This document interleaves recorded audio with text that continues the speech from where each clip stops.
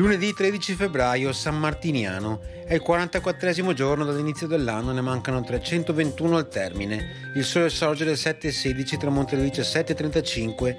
La luna si leva a mezzanotte e 52, tramonta alle 10:27.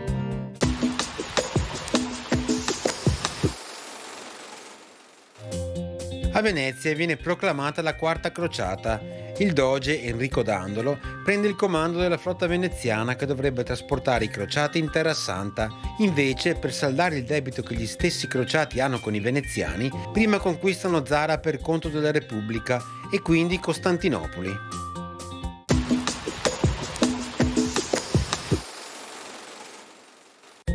Le previsioni per domani: cielo sereno o poco nuvoloso, precipitazioni assenti, sulle pianure di notte nebbie sparse in dissolvimento di mattina e localmente in nuova formazione di sera, temperature senza variazioni di rilievo.